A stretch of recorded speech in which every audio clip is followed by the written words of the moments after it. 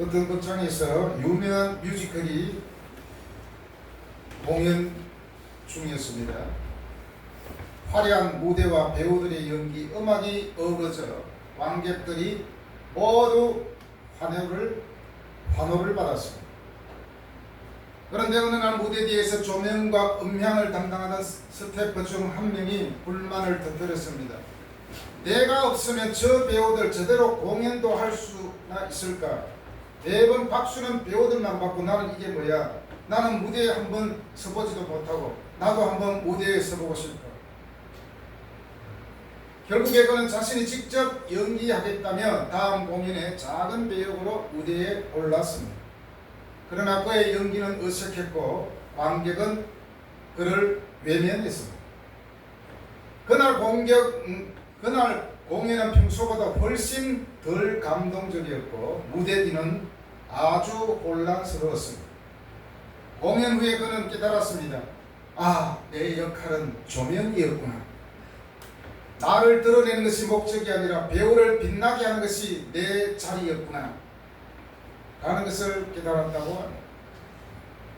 항상 연극이든 드라마든 영화든 배우가 주연이 있으면 조연이 있게 마련입니다. 또 조연이 있으면 스태프도 있고 여러 사람들이 함께 할 때에 한 작품을 올릴 수가 있는 거죠. 조연은 조연으로 오히려 더 인기를 끄는 사람이 있잖아요. 주연 같은 조연. 조연이지만 그 조연이라도 열심히 했기 때문에 사람들이 환호하는 것 아닙니까? 우리의 신앙도 마찬가지입니다. 우리는 사실 조연에도 못 미치는 그런 존재입니다.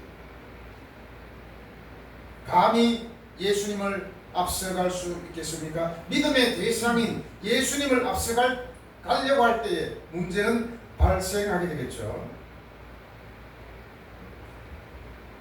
사람들은 항상 가만히 보면 자기 자신을 드러내기를 원합니다.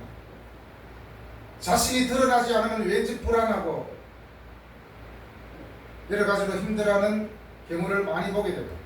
그래서 어디 가든지 자기를 드러내고 싶고 과시하고 싶고 자랑하고 싶고 자기가 대단한 존재처럼 보이고 싶은 것이 우리 사람들의 마음입니다. 아무리 그렇지만 우리의 신앙은 그렇게 할 수가 없습니다. 왜냐? 우리가 하나님을 앞서갈 수 없기 때문, 우리가 예수님을 앞서갈 수 없기 때문. 많은 사람들이 목회자들을 우러러보고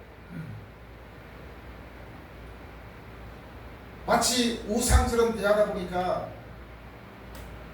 어떤 분은 자기가 마치 예수가 된 것처럼 사람들에게 복종을 요구하고 함부로 대하는 것을 많이 보게 됩니다.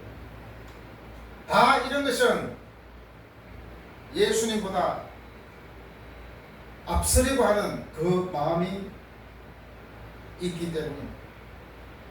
그런데 예수님의 제자들은 철저하게 자신들을 부인하고 오직 예수님만을 앞세웠어요. 가만히 보니까 이 사람들이 물론 겸손하고 믿음도 있겠지만 어떤 사람은 예수님께 대들고 배반하고 말 듣지 않고 불순종한 것들이 많잖아요. 아유, 지금까지 내가 주님의 말씀을 듣지 아니하고 내 마음대로 한 것이 많구나. 그런 것을 성령을 받은 후에 깨닫게 되었다는 것이죠. 감히 내가 주님을 배반하고 주님께 함부로 대했구나. 그런 마음이 있는 나머지 겸손할 수밖에 없는 그들이었습니다. 지난주에 설교에서 베드로가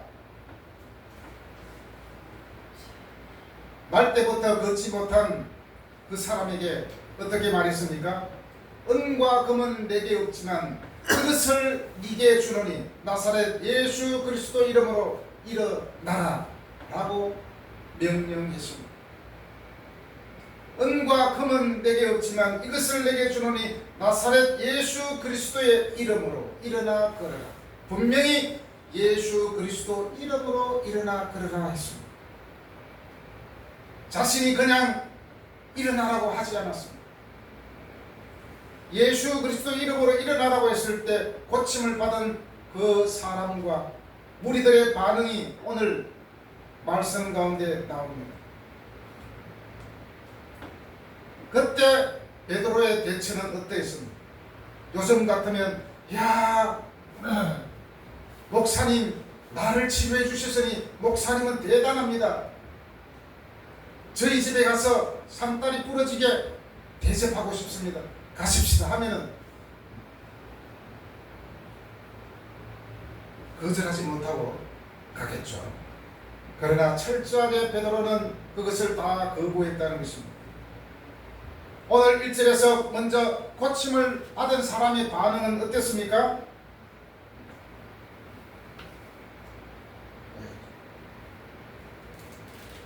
11절이죠. 1절이 아니고 11절에 보니까 나은 사람이 베드로와 요한을 붙잡았다 그랬습니다.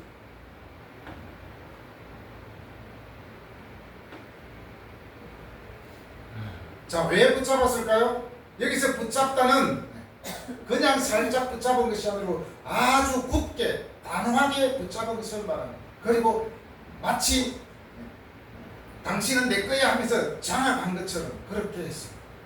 그리고 베드로와 요한에게 집착했다는 것입니다. 날 때부터 걷지 못했기 때문에 얼마나 그 마음이 기뻤으면 요한과 베드로를 붙잡고 선생님 제가 선생님을 대접하고 싶습니다. 왜냐하면 은보다도 금보다도 더 귀한 자기 병이 고쳐졌잖아요. 아픈 부분이 고쳐졌기 때문에 얼마나 기쁘겠습니까?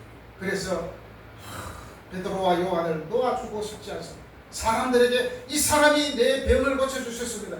내가 평생 지금까지 걷지 못했는데 이분들이 나를 고쳐주셨습니다. 라고 자랑하고 싶어서 그렇습니다. 베드로와 요한은 굉장히 난감했겠죠.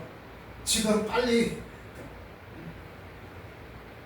기도 시간이 가까워 왔는데 빨리 기도하러 가야 되는. 그리고 나는 전혀 저 사람한테 대접받을 권한이 없는데 막 붙들고 늘어지니까 얼마나 난처하겠습니까?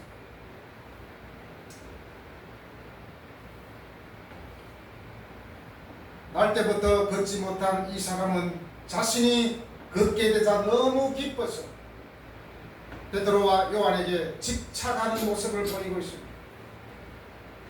그래서 베드로가 이렇게 해서는 안 되겠구나 하고 이제 나머지 누가 고쳐주는지를 많은 사람들에게 이제 알려주고 있습니다. 사람들은 대개로 자기 자신을 고쳐주고 어떻게 해주면은 그 사람에게 집착하는 경우가 많이 있잖아요. 마치 우상이 된 듯한 그렇게 섬기기도 합니다.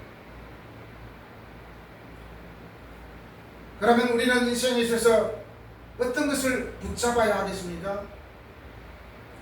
우리는 속성상 자꾸만 사람을 의지하고 사람의 기대에 부응하려고 노력하고 사람의 칭찬을 받으려고 노력하다 보니까 때로는 우리 마음이 상처받을 때가 많이 있습니다.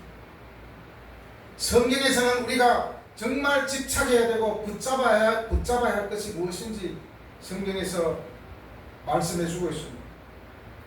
히브리서 4장 14절에서 흔들림 없이 믿음의 고백을 붙잡아야 된다고 권면하고 있습니다. 히브리서 4장 14절입니다. 그러므로 우리에게 큰 대제사장이 계시니 성천하신 이 곧 하나님의 아들 예수시라. 우리가 믿는 도리를 굳게 잡을지어다. 우리가 믿는 그 진리, 우리가 믿는 주님의 가르침, 믿음을 굳게 잡으라는 것입니다. 그리고 두 번째로 히브리서 6장 19절에서 영혼에 닫힌 소망을 잡을 것을 요구하고 있습니다.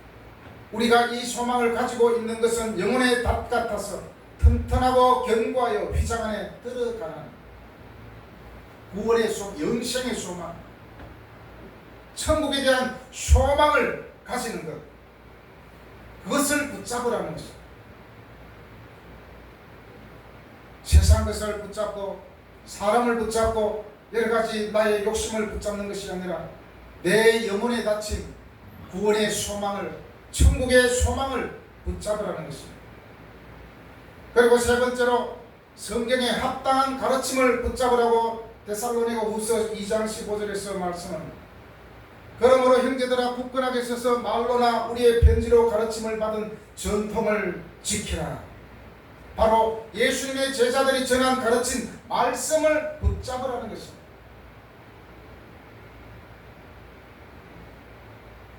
신약 성경은 거의 다 예수님의 가르침을 받은 제자들이 기록한 것이 아니겠습니까? 그들이 예수님을 직접 보고 만나고 경험했기 때문에 그 예수님에 대하여 우리에게 전해주는 말씀이 신약 성경입니다. 물론 구약 성경도 예수님에 대해서 예언한 말씀이지만 하나님의 말씀, 그 가르침을 꽉 붙잡아야 된다는 것입니다.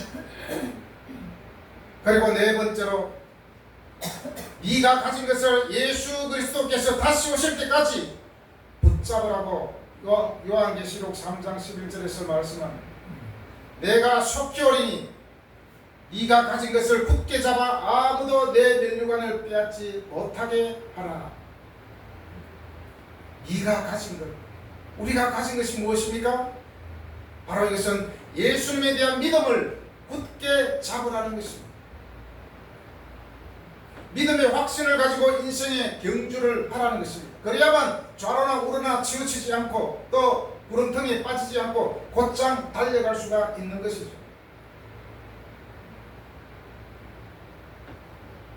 멸류관은 예수 그리스도 안에서 영원한 생명과 승리의 보상을 상징합니다. 썩은 동아줄이 아니라 영원한 생명이신 예수 그리스도를 붙잡는 우리가 되기를 바랍니다. 많은 사람들은 썩은 동아줄을 붙잡는 경우가 많이 있지 않습니까?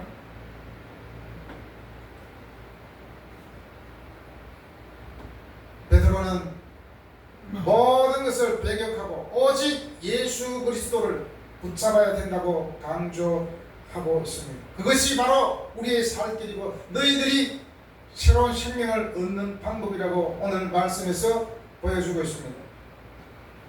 오늘날의 많은 교회들이, 물론 그렇지 않은 교회도 있지만 교회 건물이 드러나고 교회 프로그램이 드러나고 담임 목사가 드러나는 경우가 많이 있습니다.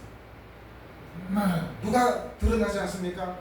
예수님이 드러나지 않는다는 것입니다. 다 건물이 드러나요. 그래서 그런 책도 있었잖아요. 예수님은 좋은데 교회는 싫다. 책 내용 중에 한 이야기죠. 예수는 좋은데 교회는 싫다. 왜 그렇습니까? 예수가 드러나지 않는 교회, 예수가 드러나지 않는 우리의 삶, 그것이 문제라는 것입니다. 때로는 오히려 우리 신앙이 나의 장식용으로 전락되는 경우가 많습니다. 나의 삶을 왠지 좀 품위 있게 보여주는 것. 아, 내가 크리스찬이니까 왠지 다른 사람들이 나를 고상하게 볼 수 있겠지.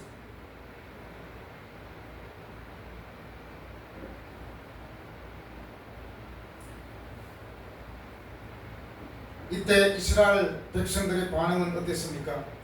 모든 백성이 크게 놀랐다고 말하고 있습니다. 크게 놀라 달려다가 솔로몬의 행각에 모였다. 여기서 솔로몬의 행각은 한마디로 이렇게 성전의 제일 갓쪽으로 있죠. 갓쪽으로 사람들이 다니는 통로입니다. 통로 역할을 하는 그런 곳인데 그것을 행각이라. 바로 솔로몬의 행각. 많은 사람들이 도대체 어떤 일이 있었는가 하고 달려왔어. 그리고 그 날 때부터 걷지 못한 그 사람을 보았을 때, 아, 저 사람은 우리가 매일매일 올 때마다 기도하러 올 때마다 저 앞에 있었던 사람인데 도대체 저 사람이 어떻게 일어날 수 있었을까? 너무 신기했습니다. 여기서 크게 놀랬다는 것은 단순한 호기심을 넘는 놀람입니다. 이것은 경외감에 사로잡힌 것을 말해줍니다. 야, 저 베드로는 대단한 사람이다. 아니, 우리가 업은 줄 알았더니 아픈 사람도 고치네 하고 사람들이 달려왔습니다. 여기서 이스라엘 백성들이 놀랬다는 것은 세 가지 사실을 강조하고 있습니다. 그 기적을 부인할 수 없다는 것입니다. 바로 고침을 받은 사람이 그 증거입니다. 군중의 놀라움은 단순히 그 사건 자체에서 비롯된 것이 아니라 하나님 중심적인 설명에서 비롯되었습니다. 그런데 이 놀라움은 어떻게 이어집니까? 이 놀라움은 이스라엘에게 회개를 촉구하는 문을 열게 되었다는 것입니다. 한마디로 베드로는 이것을 전도의 실마리로 해결했습니다. 야, 이제 예수님을 전할 기회가 왔구나. 예수님을 전할 기회로 보았다는 것입니다. 자기 자신을 드러내기 위한 그런 기회가 아니라 예수님을 전가할 수 있는 아주 좋은 기회가 되었다라고 말하면 예수 그리스도에 대해서 이제 전하게 됩니다. 철저하게 베드로는 자기 자신을 드러내지 아니하고 오히려 야, 이 사람들아, 왜 이것을 놀라느냐? 이것은 예수님이 일으킨 기적에 비하면 아무것도 아니야. 그리고 이 기적도 내가 일으킨 것이 아니라 바로 예수 그리스도 그분이 일으킨 거야 라고 그들에게 말해주고 있습니다. 그래서 12절에 뭐라고 되어 있습니까? 이 일을 왜 놀랍게 여기느냐? 우리 개인의 권능과 경건으로 이 사람을 걷게 한 것처럼 왜 우리를 주목하느냐? 베드로는 자신과 요한을 주목하고 집착하는 것을 굉장히 부담이 되었습니다. 당사자뿐만 아니라 그 주변에 있는 모든 사람들이 자기들에게 집중하고 있으니까 이제 그것을 잘 전도의 기회로 삼고 이제 예수님이 도대체 어떤 분인지 설명하고 있습니다. 지금 솔로몬의 행각에 많은 사람들이 모였기 때문에 베드로는 설교의 기회로 이제 이용하고 있습니다. 여러분은 지금 솔로몬의 지혜보다 더 큰 지혜를 들어보십시오. 왜냐하면 지금 솔로몬보다 더 위대한 그분을 우리는 전파하고 있습니다. 베드로는 사람들이 자신과 요한에게 시선을 집중하고 영웅 숭배가 있는 것을 보고 과분한 관심에 단호하게 거부합니다. 우리 개인의 능력과 경건이 이러한 기적을 일으킨 것이 결코 아닙니다. 우리는 오직 예수님의 손에 붙들린 도구에 불과합니다. 기적은 바로 예수님을 드러내는 통로입니다. 얼마 전에 예수님께서 나사로를 죽음에서 살리기까지 하셨는데 왜 이제 와서 그것보다 덜 중요한 기적에 이렇게 놀랍니다. 이것 또한 예수 그리스도 이름으로 일어난 기적이기 때문에 우리에게 전혀 집중할 필요가 없습니다 라고 말하고 있습니다. 세례 요한은 어땠습니까? 나는 예수님의 신발끈 묶는 종보다도 못한 사람이라고 자신을 소개하지 않았습니까? 감히 나와 예수님과 비교하지 말라는 것이죠. 예수님은 바로 하나님의 아들이시며 바로 저분이 하나님 자신이다 라고 선포하고 있는 것입니다.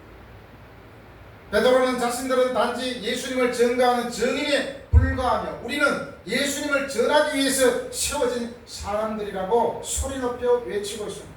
제발 우리에게 집중하지 마십시오. 여러분들은 예수 그리스도를 믿어야 됩니다. 예수님은 누구십니까? 예수님께서 자신의 죽으심과 부활 그리고 성천이라는 사건을 목격한 제자들에게 이것을 온 세상에 전가하라고 명령하셨습니다. 그래서 복음의 진리들은 신적인 권위로 전하기 때문에 하나님의 말씀을 여러분들은 받아야 합니다. 예수님의 제자들이 전한 예수님을 믿는 우리들도 마찬가지입니다. 내 자신의 어떤 재능이나 나의 경건함을 자랑하는 것이 아니라 우리가 가진 재능을 통하여 예수님을 전가하는 것이 우리의 사명인 줄로 믿습니다. 사람들은 자기가 뭔가 조금만 잘하면 그것을 내세워서 얼마나 교만하게 하는 사람들이 많은지 모릅니다.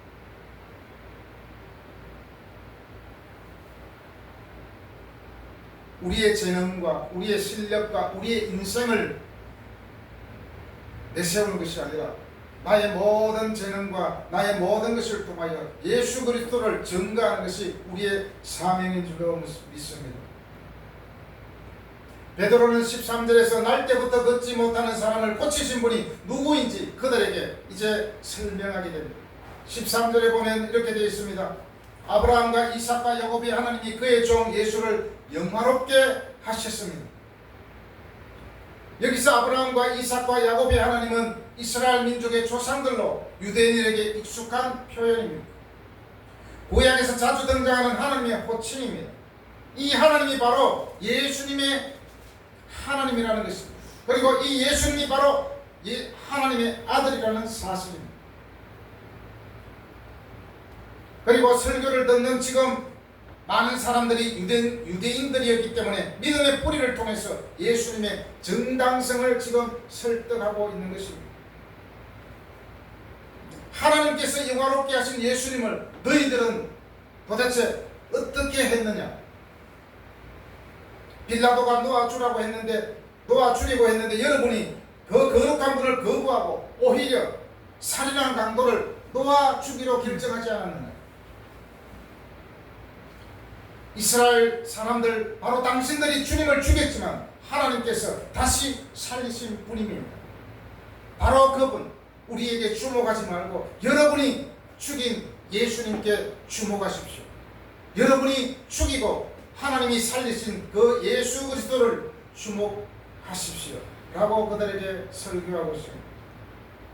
그리고 우리에게 주목하지 말아야 할 이유를 16절에서 확실하게 밝히고 있습니다. 16절에서 뭐라고 되어 있습니까? 그 이름을 믿음으로 그 이름이 너희가 보고 아는 사람을 성하게 했다. 그 이름, 예수 그리스도 그 이름이 그 너희들이 아는 그 사람을 성하게 했고 고치셨다라고 말하고 있습니다. 예수로 말미암아 난 믿음이 너희 모든 사람 앞에서 이같이 완전히 낫게 하였느니라. 오직 예수 그리스도를 증거하고 있는 것입니다. 자, 이 고백에서 베드로의 겸손함과 믿음의 확신을 보여줍니다. 우리가 저 사람을 고친 것이 아니라 바로 너희들이 죽였지만 하나님께서 다시 살리신 예수님이 고치신 것입니다. 그렇기 때문에 여러분들은 예수 그리스도를 믿으십시오. 예수 그리스도를 핍박하고 죽게 한 여러분들은 이제 예수 그리스도를 믿어야 됩니다. 그래야만 여러분들이 심판받지 않고 새로운 삶을 살 수가 있습니다 라고 말씀하고 있는 것입니다. 17절 18절에서 잘 말씀해 주고 있습니다. 너희가 잘 알지 못하여 예수님을 죽였어요. 너희들이 예수 그리스도가 누구인지 알지 못하고 예수님이 메시아인 줄 알지 못하고 너희들이 죽였다라는 것이죠. 하나님께서 구약에서 모든 선지자의 입으로 예수님께서 고난받으실 것을 미리 알게 하신 것을 이와 같이 이루셨다고 말씀하고 있습니다. 비록 하나님의 뜻 가운데 하나님께서 미리 구약에서 예언하시고 하나님께서 이룬 것이지만 그러나 너희의 죄는 결코 피해갈 수가 없어. 베드로는 사람들에게 너희도 함께 동참한 죄인들이기 때문에 너희들은 피해갈 수가 없어 라고 하면서 경각심을 일깨우고 있습니다. 그러면 어떻게 할 수 있습니까? 19절에서 말합니다. 베드로는 사람들에게 회개를 촉구하고 있습니다. 하나님의 용서 앞에서 사람이 할 수 있는 것은 오직 회개라는 것을 보여주고 있습니다. 비록 너희들이 예수님을 죽였지만 그러나 한없이 많은 한없는 용서의 하나님께서 너희들이 회개하면 용서해 주실 것이라는 것입니다. 비록 예수님의 십자가가 이미 구약에서 예언되었다 하더라도 이스라엘인들이 스스로 악역을 자처했던 그 죄는 절대로 그냥 넘어갈 수 없었습니다. 그래서 하나님께서 한없는 용서의 복음으로 죄인들에게 제시할 때 사람들은 지체 없이 죄를 회개하는 것이 마땅하다고 선포하고 있는 것입니다.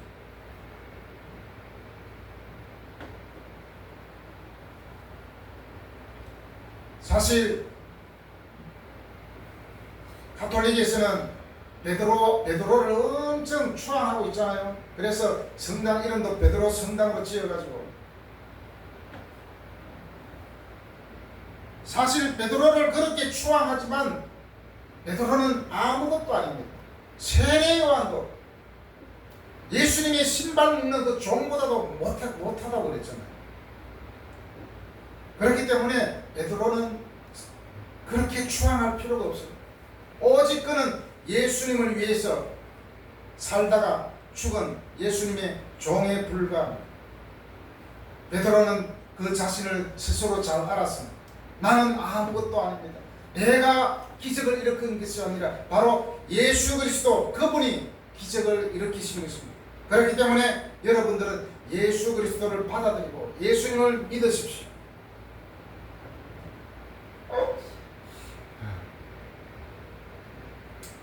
베드로는 아주 겁 많은 사람이었지만 담대하게 예수 그리스도를 전가하는 전도자로 변신하였습니다. 그리고 무엇보다도 그는 자기 자신은 없어지고 오직 예수 그리스도를 내세우는 그런 믿음의 사람으로 거듭난 것입니다.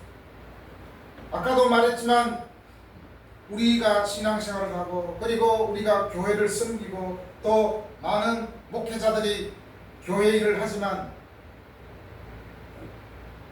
우리의 가진 재능, 우리가 가진 여러 가지 실력 이런 것들은 주님을 앞세우는 데 도구일 뿐이지 그것이 우리의 자랑거리가 되면 안 된다는 것이죠.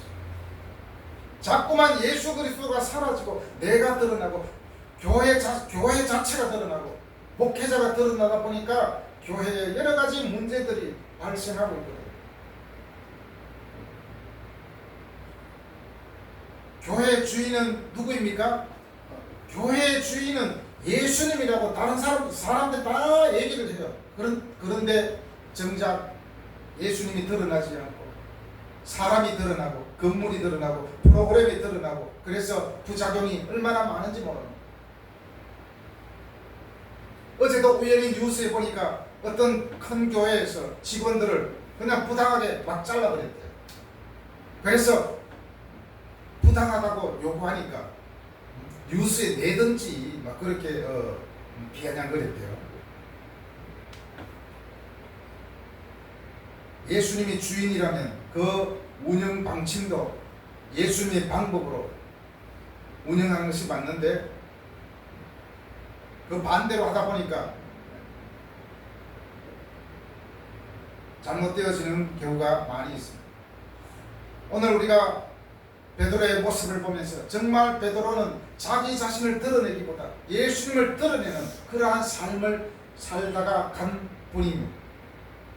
그래서 모든 제자들이 순교의 잔이 되어서 예수님을 증거하는 복음의 전사들이 된 것입니다. 그로 인해서 수많은 교회들이 세워지고 오늘날까지 교회가 이곳에 세워져 있는 것입니다. 우리도 정말 베드로의 그 겸손함을 배워서 내 삶을 통하여서 나의 남은 모든 인생을 통하여서 주님을 증거하는 저와 여러분이 되기를 간절히 바랍니다. 기도하겠습니다.